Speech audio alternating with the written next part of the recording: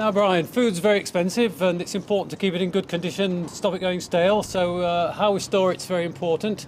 How do you check to make sure that the load that's recently been delivered has no mould in it? Can you do that? Can you check it for... Yes, obviously most food is mechanically conveyed through Auger systems these days, so you very rarely actually handle anything other than looking at it in the hoppers themselves. Yes. But periodically you just get a little bit out the hopper just to check.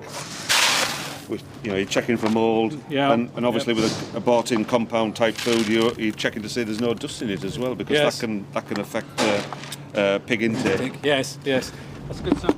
Now, in terms of the bin itself, do you get a chance to look in there, check for bridging, see if there's any old food stuck up in the bin?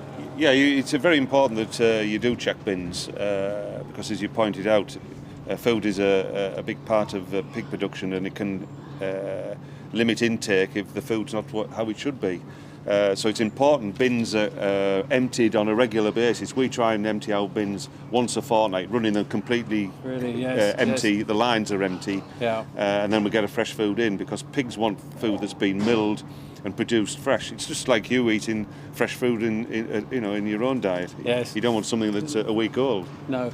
And how about cleaning or putting in mould inhibitor or anything like that? Do you do that occasionally? We do it very occasionally. We aim on, if our timing's right, in the summer months, we try and get the bins empty at least once a year, and we power wash them out on the inside. Right. And we just usually disinfect them, because most of these modern disinfectants are quite good against fungus type spores. Yes. And they're very effective. Yes, I know a lot of people put in mould inhibitor a couple of times a year just to sort of keep on top of the mould. If you're going to wash bins, it's important you do it in the summer, because they can dry overnight, especially these fiberglass type bins. Yes. They'll dry overnight, and then you can get feed in the next morning. Yeah.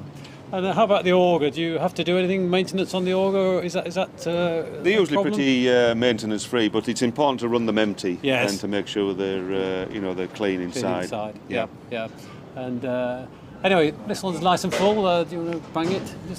You can. These fiberglass bins are quite good to see how much food's in. Yes. The old steel ones. More difficult. You ended up having to tap them around with a stick just to see how much is in. Right. But these modern fiberglass bins are a lot better, because you don't get the condensation with them as well as the old steel bins. The old steel bins, yeah.